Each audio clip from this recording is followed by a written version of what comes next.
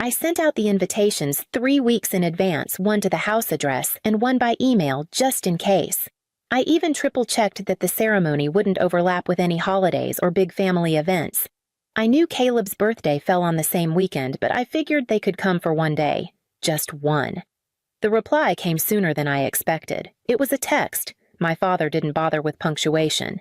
"That's Caleb's birthday. We can't make it. Hope it goes well."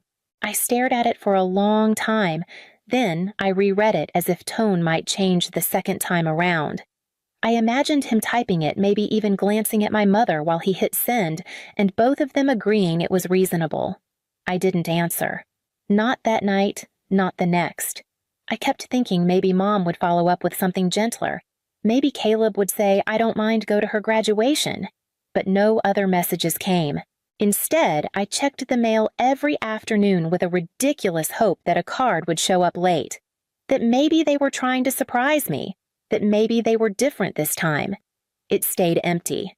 On campus, everyone was buzzing about their families flying in.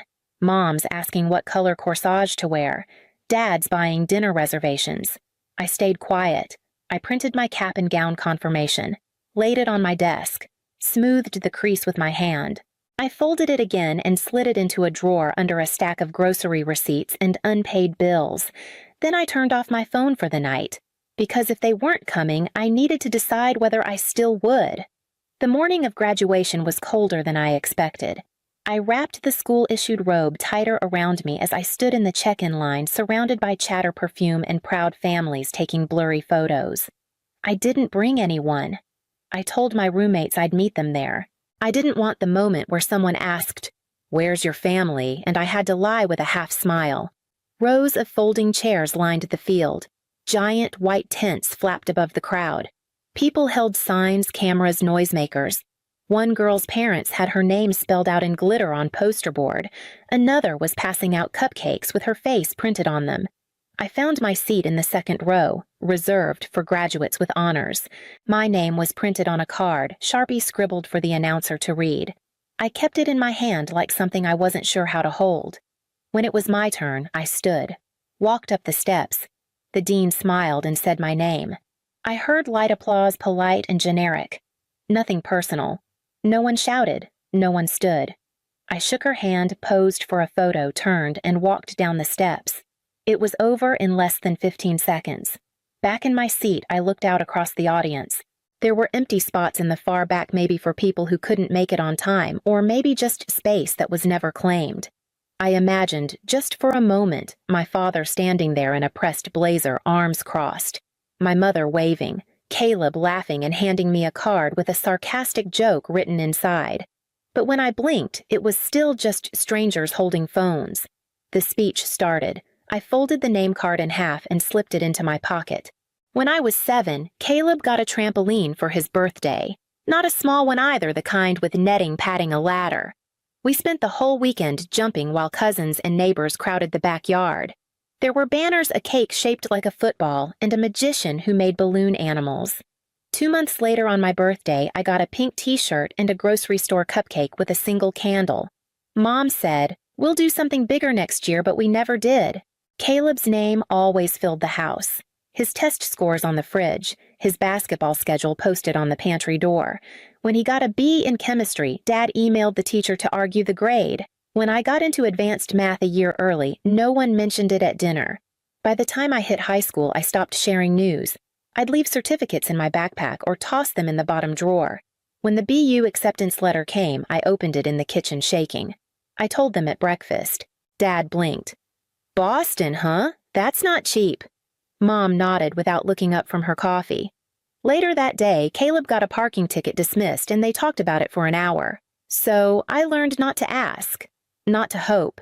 Not to expect anything beyond what I could do for myself. I got a job at 16, started saving for books and travel. When my laptop broke junior year, I used campus library computers instead of calling home. They'd always told me I was the easy one. The one who didn't cause trouble, who didn't need hand-holding. They never asked what that kind of silence costs.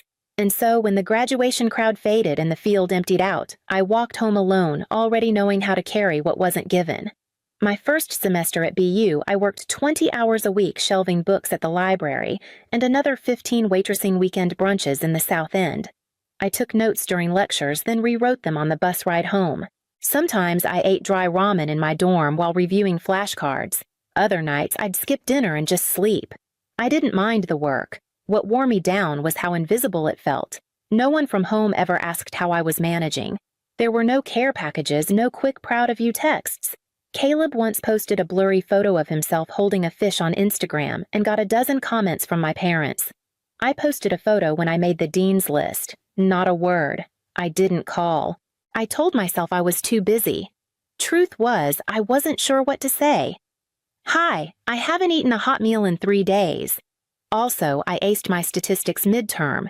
Would they even care about the second part? If they didn't flinch at the first, I bought myself a small lined notebook from the campus bookstore. On the cover in block letters, I wrote, "What they don't know, I've survived." Inside, I logged everything they never saw. The broken heater in my apartment freshman year. The professor who told me I wrote like someone twice my age. The time I gave my last $10 to a girl in my dorm who'd been crying outside the laundry room. The hours I spent relearning coding just to land a paid internship. By junior year, I was tutoring underclassmen and leading Saturday workshops. The stipend helped. So did the validation.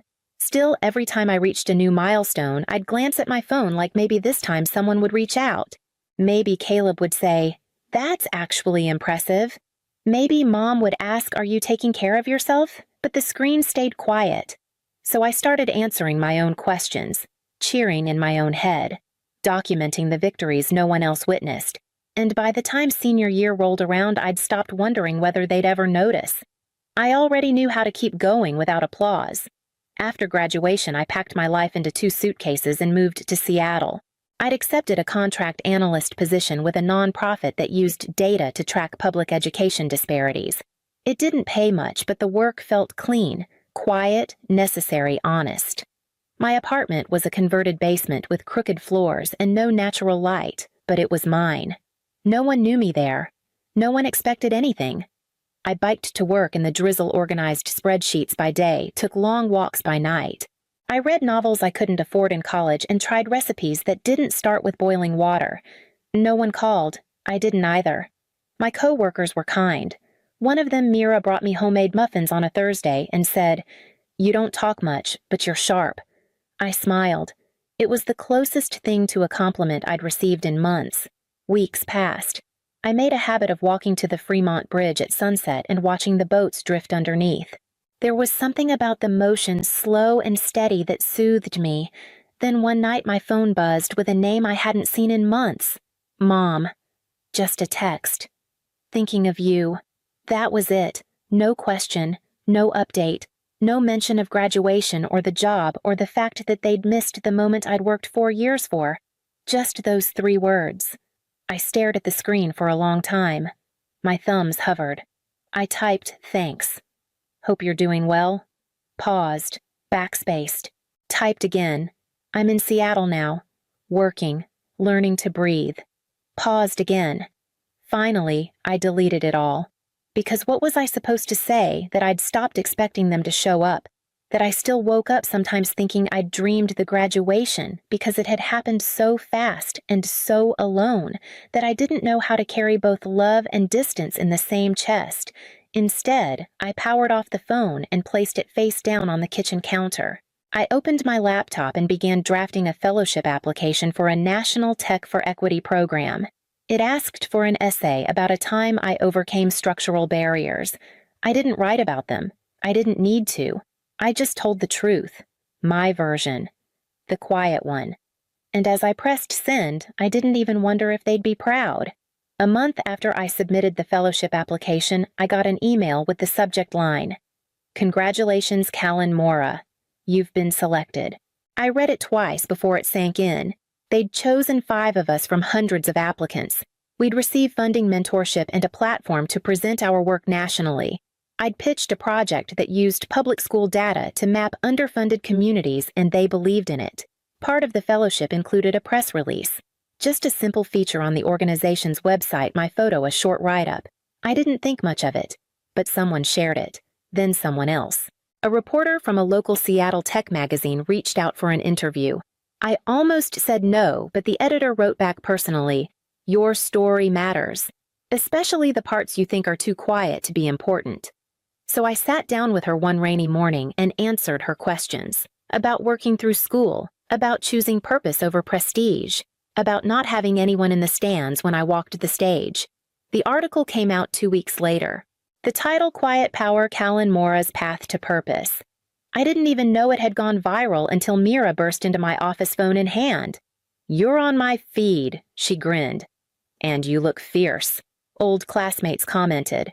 A former professor emailed, "You were always going to change something. I'm glad the world sees it now." Then came the messages I hadn't expected. A voicemail from my mother. "Just breathing then. We saw the article. You should have told us. We're proud." A text from Caleb Dam. "You're kind of a big deal, huh?" I didn't answer either. The calls kept coming. Unanswered. I let them pile up like snow outside a door I no longer opened. Instead, I printed the article, taped it above my desk, folded the emails into a new folder labeled Proof. And when I walked into my next strategy meeting, laptop in hand, a fresh idea ready on my tongue, I felt steady. Not angry. Not sad. Just calm. The message from Caleb came in late, just past midnight. "Guess you finally made it. Want a medal, no punctuation, no warmth. Just the familiar brush of sarcasm dressed up as brotherly banter." I stared at it for a while, unsure if I felt anything at all. Then I opened the Notes app. I started typing. "I didn't ask for a medal. I asked for you to come to my graduation. I asked for someone to see me without needing a headline. I asked to matter when there wasn't anything impressive to point to. I wanted you to care before the internet did." I kept writing. "Do you even remember the year I sent money home when the water heater broke? Mom said, 'You're such a help,' and that was it. No thanks. No question about how I was managing. I was eating noodles and skipping rent. But sure, Caleb needed more help. Caleb needed space. Caleb needed birthdays." The words poured out harsh and full. Honest. I didn't hold back. Then I read it back. Once. Twice. And deleted the whole thing. Not because it wasn't true, but because I didn't want to explain myself anymore. I didn't want to convince anyone of my worth. I didn't want the last word. I wanted something quieter than that. I opened my laptop, found the keynote draft for the nonprofit summit, and added one more paragraph near the end. Sometimes the loudest work is done by the quietest people.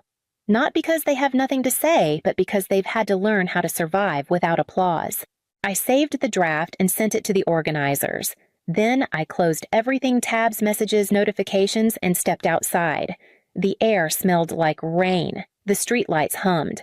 And for the first time in years, I didn't feel the need to be understood by anyone who had refused to try. The summit was held in a renovated community center, exposed brick folding chairs, humming projectors. There were about 100 people in the room, maybe more.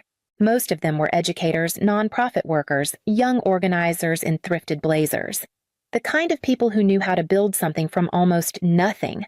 I stood behind the podium and adjusted the mic. For a second, my voice caught. Not from nerves, but from the sudden awareness that this was the first time I'd ever been asked to speak without having to prove I belonged there first. I started with data graphs comparisons, the usual, but halfway through I shifted. I told them about the stage, the one I walked across alone. I said no one clapped, but I smiled anyway. A few people in the front row leaned forward. Then I added, "This is for anyone who's ever had to clap for themselves." Silence at first. Then hands. Then the kind of applause that rises slowly and doesn't stop right away. Afterwards, people came up to me. A woman in her 60s hugged me tight and whispered, "I wish I'd heard this 20 years ago."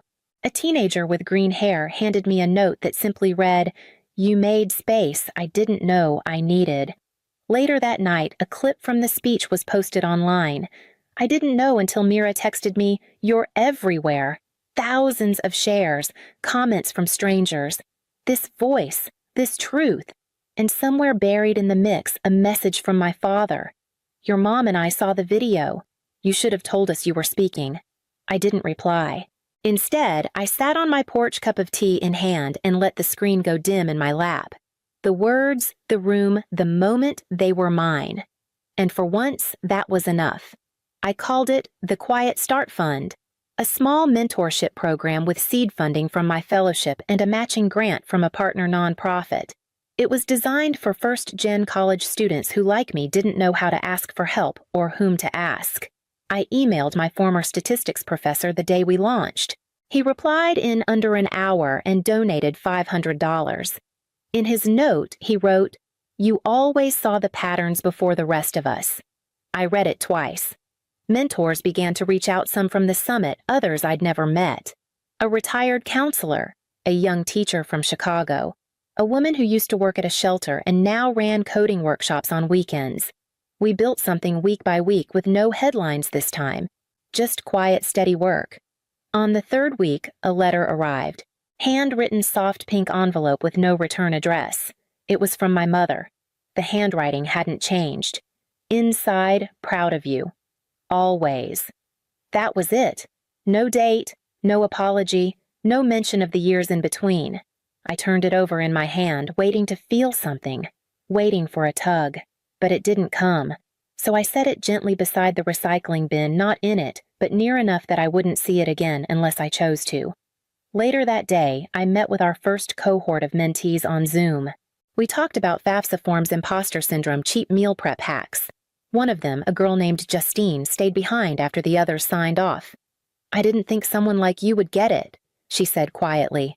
"But now I think maybe I can." I smiled and told her, "That's the whole point." That night, I made a list of things I wanted to build next. No mentions of reconnection, no imaginary calls from home, just plans. Not every table needs to be shared. Some are built for new voices with chairs pulled out on purpose. The door to the new office had my name on it, painted, not printed. Callan Mora, Director, Equity Data Initiative.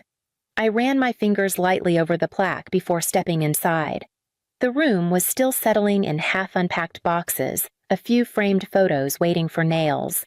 But the center wall was already finished whitewashed brick, and hanging there in a black frame was the article title that changed everything.